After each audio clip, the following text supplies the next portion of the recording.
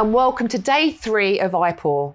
Yesterday, we tackled common mistakes that advisors can make in the advice process and how to avoid them. Matt Chapman and some of our 7 ambassadors brought the scenarios to life with a series of role plays to demonstrate how not to have a protection conversation and, most importantly, what to do instead. Advisors putting themselves in the shoes of their client is so important, and understanding how their protection conversation can make them feel is also important. We spoke with Angela Davidson from Mortgage Intelligence yesterday about the consequences of getting it wrong and the reasons why it's so important to keep the income protection top of the agenda. We have another full programme for you today. So, what's in store? Firstly, together with our IPTF 7 advisors, we'll be considering different types of clients and the benefits of advisors actually getting to know their niche. We'll be discussing how to find new clients, learning about their specific needs, and preparing for potential objections. Next, after the success of our session last year, we'll be returning to the subject of social media. With increased scrutiny from the FCA, it's really important to understand how to get it right. Rosalina Lazarra of Manuka Media will be taking us through how to use Chat GPT with Canva to quickly create tons of brilliant content to use on social media. And finally, our coaching session today will be with Gary Waters, who is returning to offer more tips on overcoming objections with different client types, turning the why into the how for Income Protection Action Week. Before all that, it's time to have a look at important data that supports what we're doing this week in IPAW. So far, we've considered data from the FCA and Office of National Statistics, as well as a number of our own insurer members. But today we'll be highlighting some work that we've been doing in collaboration with Iress and Cover Magazine. Hopefully, you've seen some of the profile of an IP customer series. Together with Iress, we analysed just over 23,000 income protection applications during the year of 2023. We wanted to find out more about who is actually buying IP and essentially who isn't. In recent years, we have seen a noticeable increase in IP sales and a shift in demographic interest towards younger generations. As we dive into the data and insights surrounding the income protection, we also need to understand the reason behind this surge in popularity. Only then can we truly understand customer preferences and, importantly, needs. So what have we learnt so far? The graphics on screen summarises the key factors generating increased interest and sales of income protection. Among them, a more financially literate population experiencing changing and more flexible working patterns in the face of economic uncertainty. And of course, context is very important here. We see the NHS continuing to struggle and make headlines for the wrong reasons, and we hear about technological developments designed to make our lives easier. Is this the perfect storm? Well, possibly. We have a new generation of consumers coming through, and the data we looked at suggested they are interested in our products. Gen Z and millennials now make up almost 70% of income protection applications. Let's look further at what we know about the age of people buying income protection. The average age for people buying IP is 39. This drops to 38 when we look at just full-term IP and rises again to 40 when we look at short-term. If we look further still, it's 43 when we consider accident-only cover too. So the age bracket of 31 to 35 are the most likely to buy either long or short-term IP, and that rises by 20 years to the 51 to 55-year-old bracket when we look at just accident-only cover. Overall, since 2017, understandably, because of the increase of products available, we've seen a 12% reduction in full-term IP sales versus short-term. Another interesting topic we looked at was occupation. Who is most commonly buying income protection? As you can see here, those in the medical profession are at the top of the list. The reason for this could be that they are very aware that the worst can happen at any point, as they see that every single day. Another reason could be this profession is targeted by advisors and distributors. It's probably a combination of the two. I think the most interesting point in this data is the absence of financial advisors. They actually come 30th in the list, with financial planners and paraplanners coming way down at 144th. A question we must all ask ourselves in the industry is, do we practice what we preach? If we don't believe in our own products, how can we expect potential customers to? So, lots to think about. The full IPTF Iress data pack will be published at the end of the year, but look out before then for the monthly topics and analysis. Okay, so before we get started today, a final reminder to get involved on social media, please. We've loved seeing all your posts so far, so keep them coming. You can share your light bulb moments and takeaways on LinkedIn using the hashtag Let's Talk IP and IPAW 2024, and let us know what you'll be doing differently by using the hashtag Because of IPAW. You can also keep up to date with all things IPTF on our Instagram account, IP Task Force UK. Please give us a follow. Okay, let's get started with today's advisor panel. I'm pleased to welcome 3 of our wonderful IPTF 7 advisors to discuss the types of clients they work with, their particular needs, and the objections they are used to hearing. Hi, welcome. Hi, Vicky. Hi, Vicky. I'd like to ask each of you just to briefly introduce yourself, if I may. Dylan. Sure. Hi, Vicky. Yeah, I'm Dylan Smith. I've been a mortgage and protection advisor now for 20 years, and I mainly look after medical professionals like dentists and doctors. Okay, great. Thank you. My name's Michelle Grant and I'm a senior advisor and protection specialist. I work for LifeSearch and I've been advising since October 2022, but I come from a banking background, so I've done 28 years with Santander. Hi, I'm Gregory Deer, and I'm an independent financial planner working with people on all aspects of their money journey and any challenges they encounter along that. Okay, well, welcome, guys. I've got a few questions for you. I'd like to start with you, Dylan, if I might. Can I ask you what kind of client you find yourself working with, and do you have a bias towards a particular kind of person? Sure. Yeah, mainly, as I say, it's medical professionals, but I do like to deal with those that are just graduating, so young doctors and young vets, because most of them have no financial experience, and basically, if you get them at the start, they're normally clients for life. Okay. And Michelle, what about you? Yeah, so from my business banking days, I was involved in Precious, which is a networking group for Black women in leadership and entrepreneurship.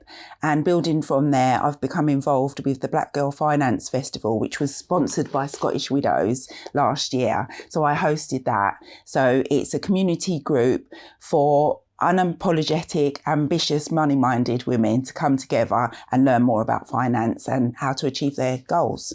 Sounds really, really interesting. Thank you, Michelle.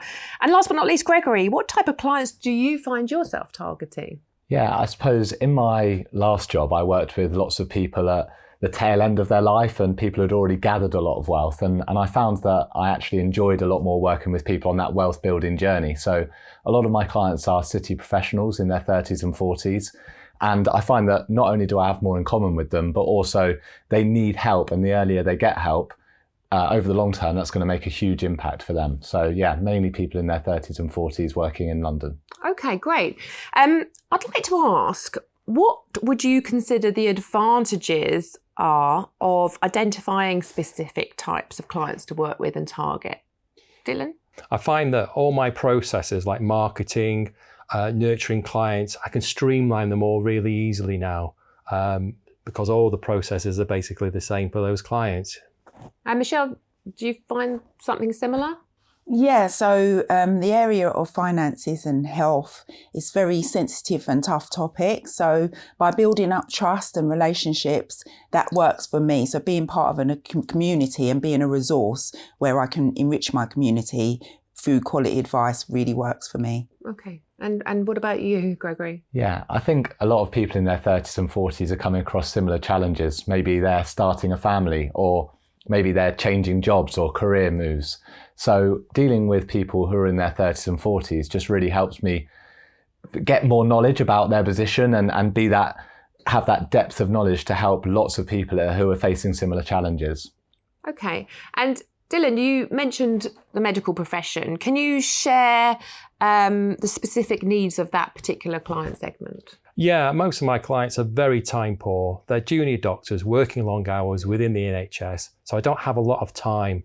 Also, I find that they are very good and highly skilled at what they do, but they lack financial knowledge in knowing about income protection, mortgages and things like that. So they're always looking out for somebody that can help them along the way, especially those maybe that have come from overseas. Okay, and Michelle, what's the specific needs you're finding in your target group? Yeah, so primarily we're the breadwinners in the household, and we might not necessarily have a windfall inheritance to fall back on or bank of mum and dad or a husband as such. So financial independence is something that's really, really important. And by engaging with people and understanding their circumstances, we can show how things like income protection can help them safeguard their future plans. If they're paying a mortgage by themselves, for example, a woman in her mid-40s, she wants to make sure she hits her objectives and, safeguards the family. Yeah, okay. And Gregory, what sort of specific needs do you come across? Yeah, I think, as I mentioned before, a lot of my clients are starting families, and it's all well and good not having any financial protection if there's just you and somebody else. But when you're bringing financial dependence into the scene, that need to have financial protection increases a lot more. Another thing is when people change jobs. Now, a lot of people in their employed roles will have employer benefits, but when they change roles, those can change. And so therefore, it's important to continue staying on top of those financial protection needs during career changes or when family life develops. Okay. And having identified these segment types, have they always been your segment types, or have you had to adapt what you do, your advice process? Definitely. Most of my clients are not local to where I live, so very rarely do I do face-to-face visits. So all meetings are now virtual. And what I like to do, because most of them are inexperienced, I like them to have one of their experienced doctor colleagues with them if they possibly can, or a relative, but normally it's the doctor colleagues, just so they can double explain what I'm trying to explain to them. And also what I find, it overcomes objections as well, because they can also double check anything I say with their colleague. Okay. Michelle, have you had to adapt your process at all? Yeah, I found it really works to collaborate with people that are already established in the community. So, for example, the Precious Awards has been going for like 18 years this year, and this celebrates Black women in leadership and entrepreneurship and recognises. So by collaborating with Faluki and running events specifically for the community, stepping up, hosting, those kind of things, getting out of my comfort zone, but to reach my community. And similarly with Selena, she's got a WhatsApp group that really actively posts, does webinars, events, and every Saturday I'll post on there to say, I'm a protection advisor, this is what I do, approach me. So, using the resources that we have to regularly engage and build that trust. Okay, that's interesting. Gregory, have you had to adapt your advice process at all? Yeah, I think where I worked before and working with older clients, everything was email or face-to-face meetings, whereas now working with people in their 30s and 40s, I have to adapt and use, as you said, Michelle, WhatsApp is a great way to actually communicate with clients. And also sometimes I record videos to give extra context to a short email or a short WhatsApp message that can go through. So adapting how I communicate with clients is really important when you're working with a niche segment that can really help you consistently address their needs in that way. Great. Okay, so we're going to be looking at client objections in our coaching session today. What kind of objections, Dylan, do you find that you come across? I tend to put into two categories. The under 40s are young and optimistic, and that's great. They're never going to be sick, and death is just a million miles away, to be honest. So they're not interested. And then, of course, when you get to over 40, you might have a family by then, likely to have some kind of medical condition, which will either prevent you getting cover or at least make it very expensive to get it in the first place. So that puts people off. Okay, so that's the kind of objections that you have. Michelle, what sort of objections from your client segment do you tend to find?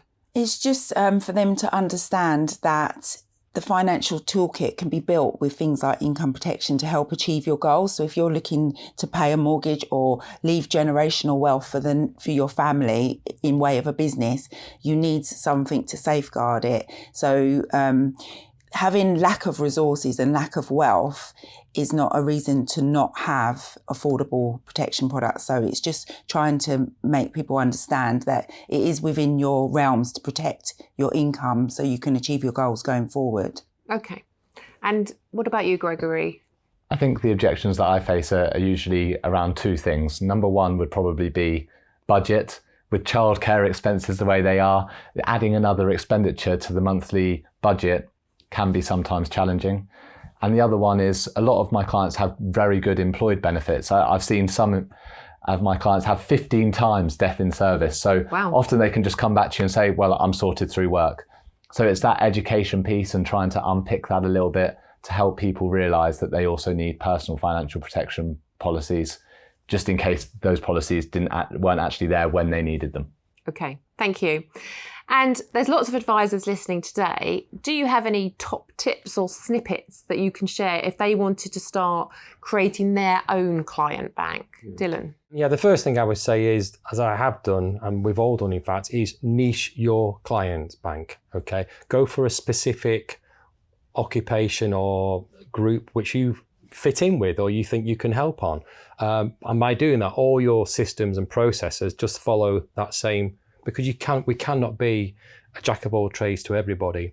And the second tip I would say is aim high. Go for a high number of new clients. My goal for the next 10 years is 500 clients. Now, I may not get 500 clients, but at least I've got a plan in place to get me there. And if I get 300, it's better than not having a plan in place. And Michelle, what about you? Yeah, I've set an objective like Dylan. I've said to myself, I want to support 30 Black women, 30 families and 30 business owners to, understand income protection or family income benefit. They're the two income products that people don't seem to be aware of. Everybody knows about life insurance and critical illness, but it's the education piece. So my advice would be to step up on your social media strategy. So as well as using LinkedIn, start using Facebook and, possibly like what the IPTF has been doing with Instagram. That's new for me. I haven't really explored Instagram and Facebook to build a community, but I've got quite a good following on LinkedIn. So, and the other thing would be to step up the public speaking, doing events like that and putting yourself forward for things like IPTF when the campaign comes around again. Okay, great. That sounds wonderful. And what about you, Gregory? I can't really speak highly enough of picking a segment of clients to work with that you particularly enjoy working with. I think working with older clients, you don't necessarily have the same amount in common with them. So working with city professionals in their 30s and 40s has really helped me get out of bed in the morning, really enjoying what I do. So it's been helpful from that perspective, like giving me the energy to continue, but also it's really helpful being able to create my business and create my service that I offer for a specific niche of client. A lot of my systems and processes are tailored around people in their 30s and 40s, making sure we're using technology as much as possible, for example. So yes, picking a niche is certainly very helpful. Okay, some excellent points there, and I'm sure lots for advisors listening to take away and anybody in the industry to understand. We'll be returning to the theme of objections later on with our coaching session with Gary Waters. But first, following the success of our social media session last year, let's hear from Rosalina Lazarra of Manuka Media on using Chat GPT and Canva to create loads of social media content in just minutes.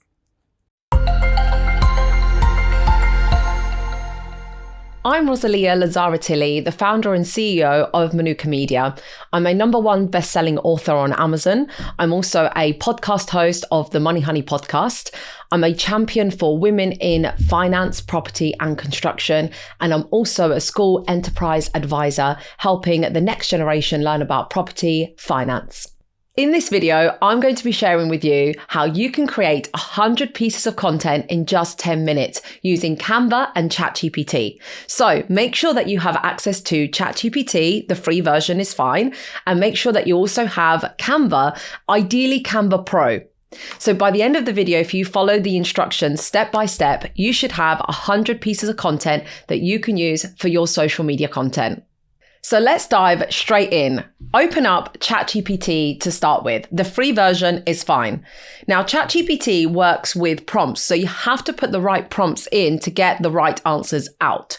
I'm going to teach you one very simple one here today that will allow you to create very simple content quickly. So the first thing I'm going to do is I'm going to ask ChatGPT, assuming I am a protection advisor and I want to talk to families. Okay, so my ideal customers are families. So let's just assume that as my avatar, as my ideal customer. So I'm going to say to ChatGPT, hello. I always like to say hello and be polite because, you never know if they take over the world. At least I'll remember my my kindness from the past. Will be like, hello, can you please create 25 motivational quotes for parents and families who want to protect their health and well-being. So I'm going to assume here that my ideal customers, parents and families, want to look after their children, want to look after their health, and they want to have a great lifestyle. So I'm asking ChatGPT to give me 25 motivational quotes for parents and families who want to protect their health and well-being. So I'm going to ask it to prompt and deliver that. And there you can see it's creating 25 quotes for me. So now that you've got your 25 ideas, what I want you to do is copy and paste just the 25. So control copy and then open up Excel. Okay, so you copy and paste this into Excel and I'm going to save this. Now I'd like you all to follow me to Canva, please. So you open up your Canva and you want to go into what would you like to design today? And all I need you to type in there is Instagram. Let's say you're going to be posting this on Instagram, okay? You want to choose the Instagram post square. So if you just choose that and then pick any design that is already created for you. So try and keep it quite simple, try and keep it quite modern and trendy or whatever suits your brand. So I don't have your brand palette, but I'm just going to go with this one because if I'm doing quotes, I'm liking the look of this one because it's got a quote in there already, so I don't have to design anything. And I like the layout. So let's customize this template. Rename it up here so that you don't forget it. So this is called motivational quotes, and perhaps you might put in there families. And then what I'm going to do is design, this is really important that before you carry on, you design the first template. Otherwise, you're going to have to design 25. So only design the first one. And given that I'm called Manuka Media, I'm going to put at Manuka Media there. And I might change the back. Well, actually, I really do like this background. So let's actually stick with that. So now this is the magic, okay? This is how I'm going to blend Canva and ChatGPT together. So you go to bulk create here on the side and you click bulk create. You want to click upload data. Remember the Excel spreadsheet. So you find your document in the local drive that you saved it in. You double click it and it will upload into Canva. Now, it's already picked up what my motivational quotes are. So for now, just press continue. There it is there. You want to connect the data. So this is what you click. So you go to the design and this is where I want my quotes to appear, you see. So I'm going to click on there. As you can see, it's highlighted and I'm going to click connect data and select this where it says healthy families grow strong together, because that's exactly the document that I have uploaded. You then press continue because it's now connected. I can see it's connected because it should be highlighted in purple. You press continue and now it says generate these 24 designs or 25, however many you have, it automatically takes you to a new screen, and there you have it. You have all those 25 or 24 content ideas into a design that's already been pre-designed by you and selected by you, but then multiplied by the AI inbuilt within Canva. Now, here's the next bit of magic that you can repurpose this into other styles of content. So how do we make 100 pieces of this? Well, I've made one version as a static Instagram template. And by the way, you can adjust it later if you want to. So when you are happy with these templates, now you've got your 25 posts. So this can be posted as is. Now, to create more out of this, what you could do is resize and magic switch. What that allows me to do is keep the same style of the post or the same message, but change it to a different format. So what I'd like you to select is Instagram portrait, because as a portrait, you can post this on stories and reels, but we'll come on to reels in a minute. So if you do Instagram post portrait mode and press continue, it will then say copy and resize. So now, again, without me doing any of the manual work, it has already reformatted my post into a portrait mode. So here we are. I've got 50 pieces of content already. 25 motivational quotes as a square, as an Instagram post, which, by the way, you can also post on Facebook and LinkedIn. I've also now got myself 25 stories that I can upload on Instagram stories. And again, you can upload this on other platforms as well. But what if I now want 100 pieces of content, or I want 200 pieces of content? You could, step one, go back to ChatGPT and ask for a new prompt. So you could say, can I please have 25 top tips for families and parents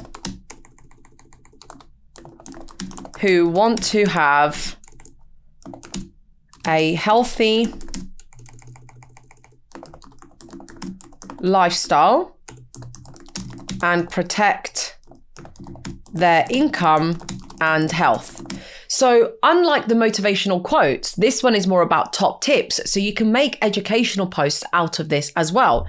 So same process, it's now going to give me 25 top tips in these categories. So, you know, for example, it's going to give me a lot around fitness and mindset and healthy well-being and all that kind of stuff. But if this is not relevant enough, you could actually go back and say, stop. Can you make these top tips more relevant around income protection? And let's just keep it simple. Income protection and critical illness cover. Because ChatGPT doesn't quite know that I'm a mortgage broker or a protection advisor. So I could go into a bit more detail about explaining to ChatGPT who I am, etc. But this should do it. So if I've now corrected ChatGPT and said, thanks for those top tips, but actually could you now give them to me back again, but make them more relevant to income protection? So you need to play with the prompts to ensure that the outcome is exactly what you want. And then you just follow the same process again. You could go back, choose a different design. You could choose a different design and upload your top tips into that. So you might choose this, for example, as your top tips. And then the other one is your template for motivational quotes.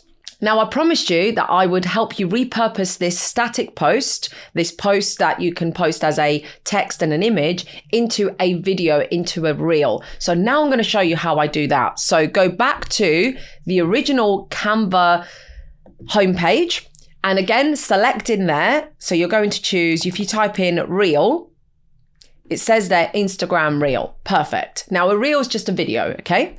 So you're going to notice a different shape within the template. And you're also going to notice that it's going to be animated rather than static. So again, I'm going to choose a video that I think will most match what I'm trying to achieve here. So you do the same, whatever matches your brand. I'm going to choose this one. So I'm going to customize this template. As you can see, this is already a video. Now, I like this because it's about nature, it's about tranquility, and this might resonate with families and children. So again, what am I going to do? I'm going to go to bulk create. I'm going to upload data, choose motivational quotes, put that in there, continue. I'm then going to connect the data, and this is where I want to connect it to. So I want my text to appear in this section there. And then I'm going to press continue. Generate 24 designs. And there you have it. I now have 25 videos with this motivational quote. I then have 25 posts with this motivational quote. And then I have 25 stories with this motivational quote. So I've just repurposed 25 ideas in 4 different ways. So there you have it. I hope you enjoyed it, and I hope you enjoyed creating content in such a short time. At the end of the day, you are extremely busy. I appreciate that. And perhaps you haven't got the budget to hire a full-time marketing team or social media manager. So I hope this will really help you be more productive and more efficient with your marketing, because at the end of the day, without visibility, how are you going to get the next client through the door? If people aren't aware of you, they're not going to be able to use you as their protection advisor because they don't know you exist. So spending a little bit of time on your content and your marketing will allow you to get your name out there and will allow people to find you. I'm Rosalina Lazarra, and it's been an absolute pleasure to guide you through this tutorial. I hope you found that session useful. I know I did. Next, as I've mentioned already, it's time to hear from the great Gary Waters, who is taking the reins for today's coaching session, which considers various customer objections and how to navigate through them as part of a successful protection conversation. Over to you, Gary.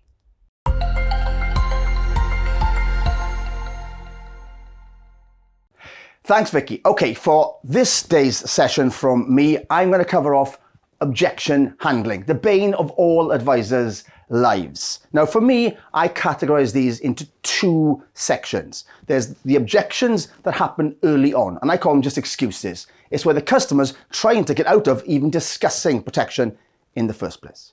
And then there's the objections that come after we've made our recommendations, the typical ones we've all heard. So, splitting them up into 2 halves, let's take care of excuses first of all, please. Let's have a question. Hi Gary, how do you respond to a client that says, I don't want to discuss protection right now, it's not a priority for me? Okay, this is a very common one. Now, to be fair to the customers, they don't really know the importance of protection and they're trying to get out of you discussing it with them early on. Now, it's important to remember, it's not their interview.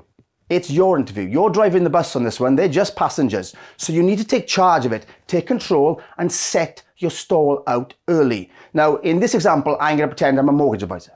So, Mr. Customer, my advice comes in 2 separate but equally important halves. We'll be discussing the mortgage and your protection needs. So, you've made them aware of what's going to happen. If they still throw in a typical excuse like this, it's very easy. We have consumer duty on all of our sides. This isn't a stick to beat us with. This is one of the best sales tools we could have had. So if they say, we don't want to discuss it yet, say, oh, I understand, but under the new consumer duty rules, I do need to make you aware of what protection you need as well as the rest of my advice. Now, you haven't got to act on all of my protection advice, but it's vitally important that you hear it. By doing that, we're keeping protection alive at this very early stage. You don't want to start going in and trying to disturb the customer. They will throw their barriers up immediately. All we're doing is keeping it on the table so we can present and disturb correctly later on when we know all the facts. What do I do if a customer tells me they already have cover in place or they have good cover through work? Right, this one throws many advisors straight off the path and generally buckle and don't get to a protection advice. Now, the most common thing we've been taught in the industry, and I hear this all the time, is to challenge the customer by saying something like, well, your protection might be out of date, or with your works protection, you are working with an employer, and if you change employers, maybe the cover will stop, and then one day, perhaps, possibly, maybe, if you get another employer, they won't offer the same benefits, blah, blah, blah, blah, blah. Oh my God, that's such combative, confrontational conversation. You might as well say, please, please, please, let me try and sell you some insurance later on. Just calm down, there's plenty of time. This is the start of the interview. Chill out. All we're going to do is flip it on his head and put it in a positive manner. So I have a system called TOP.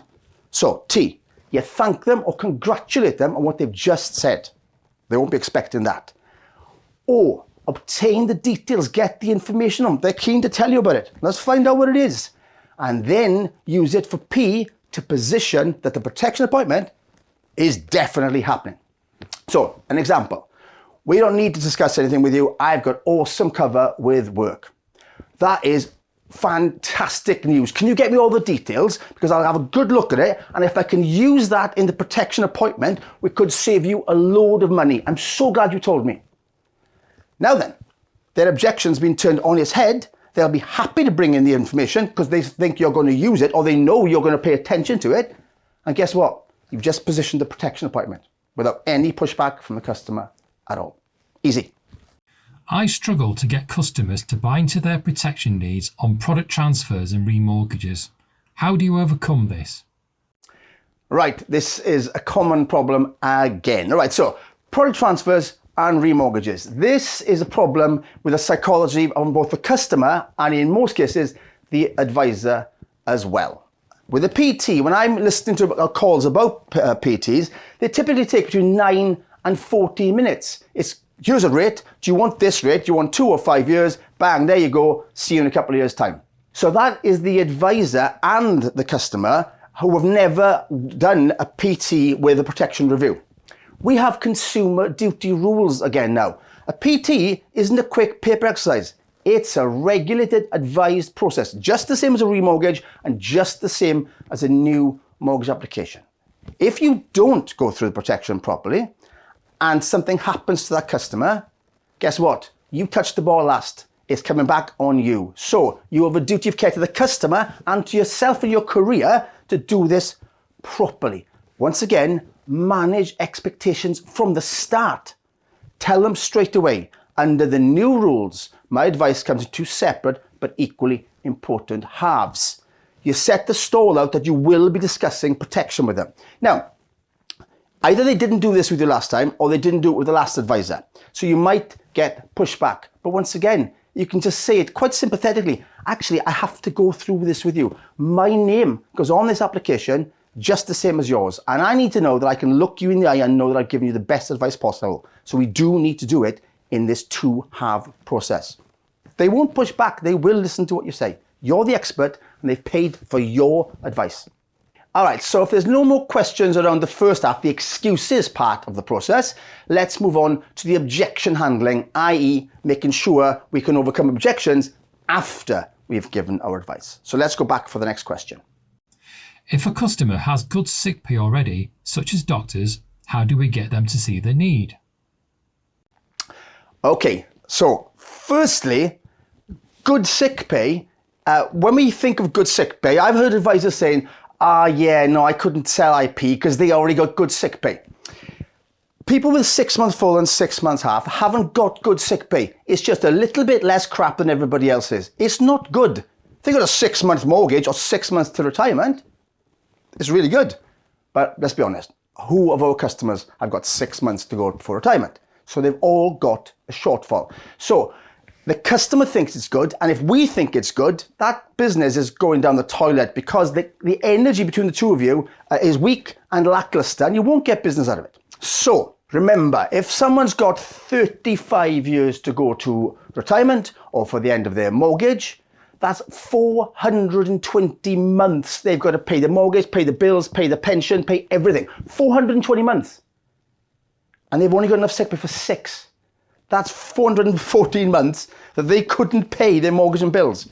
That's a massive shortfall. So instead of focusing on how much sick pay they have got, tell them how much sick pay they haven't got. If you're looking at 420 months and only 6 months sick pay, I don't care who you are, that looks like a very big shortfall. Then focus on the cost they're saving by saying, because you got free cover, it's going to save you a load of money. Who doesn't want to save money? When you do quotes for these advisors, let's say a doctor. So you're going 6 months full, 6 months half, and you're doing an IP. When you do the quote, also do a quote for a 1 month deferred period. Why? Well, I'll show you. So when you give the quote to the customer, say, actually, because I'm going to use your free cover with work, it has saved you a load of money. Most people your age and your income with less sick pay would be paying £238.50 a month. Because I'm using your free cover, it's brought it right down to £127 a month. You are saving a load of money. It's called price anchoring. It's been around for decades. Tell them how much everybody else is paying, tell them how much they're paying, and that looks much, much cheaper. So there's 2 tips to make sure that you never have a problem advising to people with good sick pay again. What if you're advising a family and they don't see the need either because of cost or because it's not a priority for them? Right, that's a great family question. Okay, so let's go back a little bit. If they're not buying into these needs and a family, then probably the way you're presenting the advice isn't quite right. The most common thing I hear advisors doing is something like this. Let's say it's decrease in term assurance. Right, Mr. and Mrs. Customer, you've taken out a mortgage for £210,000 over the next 35 years. So decrease in term assurance will decrease with the amount you owe, which makes it cheaper. And if either you pass away over the term of the mortgage, it will clear the mortgage, as long as the rates don't go up by more than 8%, etc. That will cost you £29.38 a month. How does that sound? Nod to yourselves if that sounds a little bit like someone you know or you know, right? That is transactional. That is an insurance quote. You haven't sold anything to the customer's heart. It's all maths, head up there. They're a family. They can have children. They're going to have dependents. It's a family. I call it selling to the heart. Let's get them buying from here, not up here. So instead of making it transactional there, which is just maths, right? When you're positioning it, bring in children's names. When you're doing the fact find out what their goals are, what their hopes are. If you ask someone about their children, they will not stop talking about them. It's the most important thing in anyone's lives. Their goals, their hopes, their ambitions. Now, when you're providing your protection device as a solution to these problems, and you're bringing in the children's names and details of their plans and goals, well, you're providing a solution for a problem they didn't even know they had, not an insurance quote. I'll use an example. Let's stick with DTA because it's simple. This DTA will clear the whole mortgage should either of you pass away. What this means to you is if either of you die, the surviving partner and Adam and Olivia will have a mortgage-free house. They'll have a roof over their heads and your children will always be safe and they'll always have a home. You present advice like that, then the cost will not be as important because it's meaning something to here, not to here. Secondly, if that isn't going to work or you want to add even more weight to it, show them their outgoings, right? So if they've transfixed, well, I got the vet bills, we got Katie's skating lessons, I got the food, I got the car insurance, yada, yada, yada, yada. We've all got them, we're all busy. Show them that. Then you add in the cost, in this case, let's say of an IP or a family income benefit at the bottom. So show them it's affordable. It's still within the outgoings range. Then you tell them, out of all these outgoings, if you're off sick for more than 3 months, all of these outgoings, all of these important numbers will immediately become a problem because all of them will require payment and you will have no money to pay them. Except one of them, income protection. Not only will it pay for itself, but it'll pay for every other item. Katie's skating lessons, Fido's vet bills, etc., etc., etc. So when you think about it, Mr. Customer, it's the most important outgoing you'll ever have. Because without it, nothing else gets paid.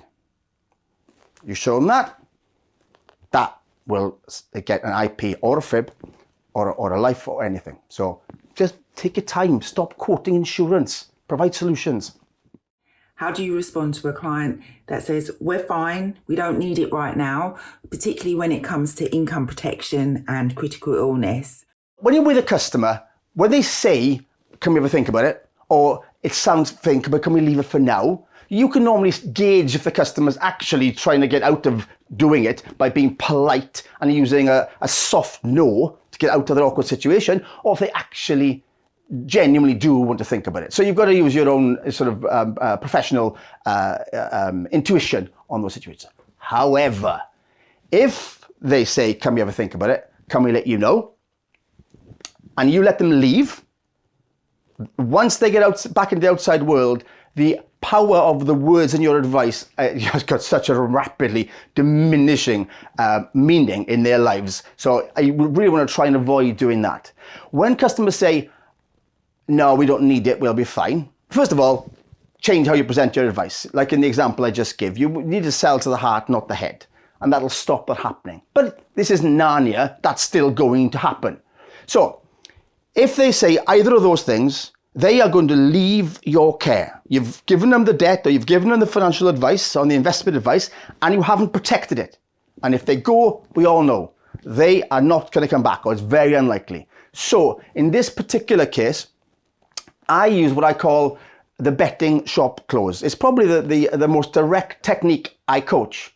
But bear in mind, they're going without protection. And if you don't get them back in, that's the end of it. You've just rolled the dice on their lives. So the betting shop close is basically, let's say the customer says, we don't need the IP, I've never been off sick, I'll be fine.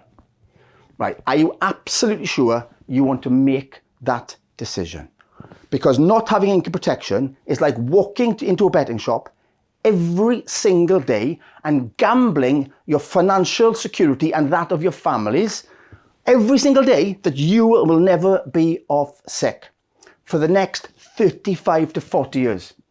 You've only got to get it wrong on one of those days to get into financial disaster. So I'm going to give you a second chance to make the right decision. Are you absolutely sure you want to decline my advice? All right, so it's getting them back in and it's painting a picture. The psychology behind it is, if they say I don't want it, usually it's because it's money. They're thinking maths, they're thinking here again.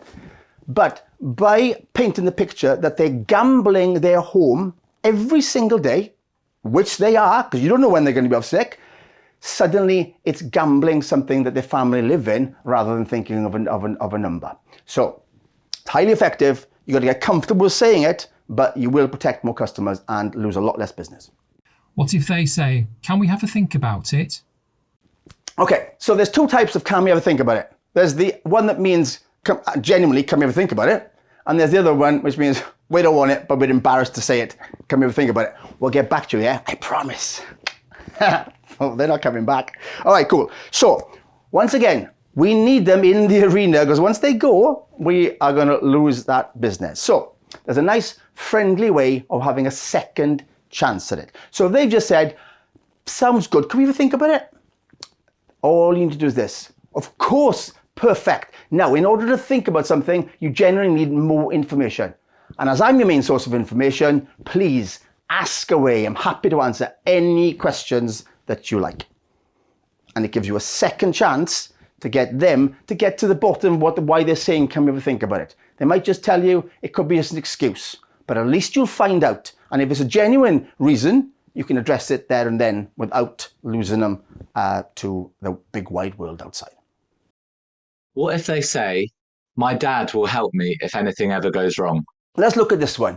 Normally, this is for first-time buyers, and generally it's a close family bond because the dad or the mum or the parents want to help their daughter or their son on their first steps to getting a house, right? So it's a lovely thing, but it's so badly thought out, it's terrible. So what we're going to do is, again, not challenge. You've got to make it come from a nice, warm place. So if, let's say, the dad says, don't worry about it, boy, I'll pay. If you're off sick or anything, or if you're off ill, I've got you all right. Now, the thing to do there is say, well, that sounds like really nice, Mr. Customer. Can I just ask, how old is your dad now? Now, the dad's not going to be 25, is he? Right? And he's going to be in his 40s or 50s or older. first-time buyers today are looking at 30, 35, 40-year mortgages. Well, do the maths on that. Okay, so if you ask, can I just ask, how old is he now? He's 55. Right, so do you really want him to be responsible for paying your mortgage, your bills, your children's school fees, your Netflix account when he's in his 80s? Right, and do it caringly, not confrontationally. So suddenly, you're putting the maths of the idea into it. There's nobody going to be wanting their dad to pay for everything when he's 85 years old.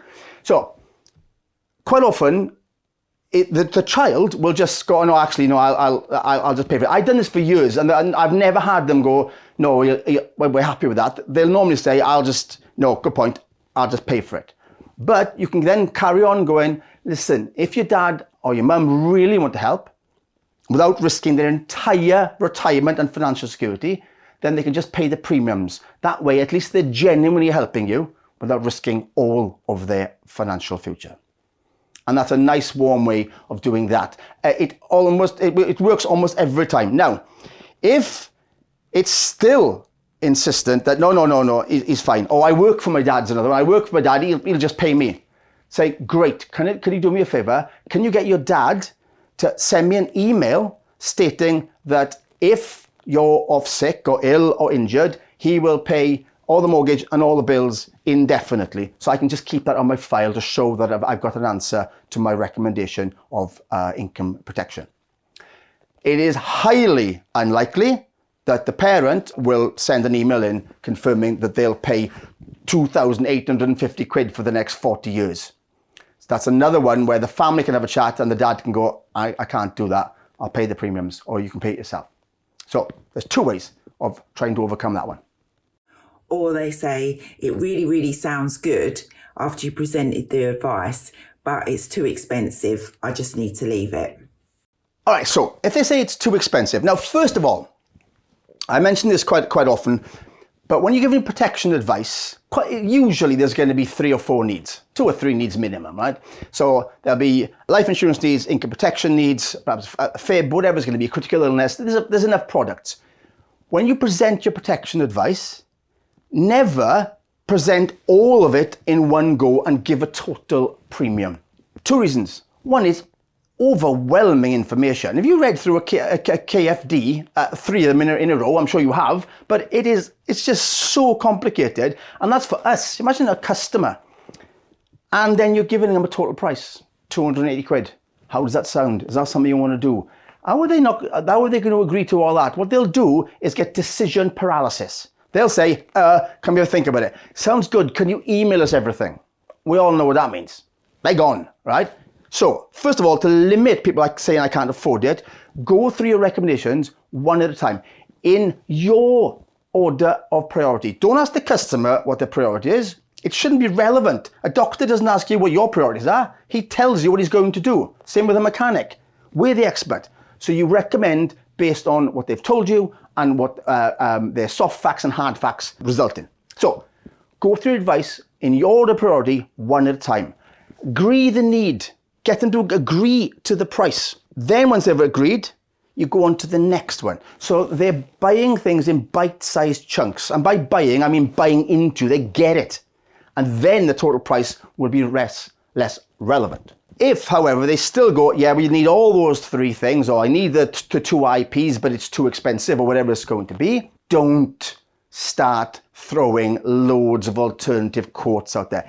It shows a significant lack of confidence.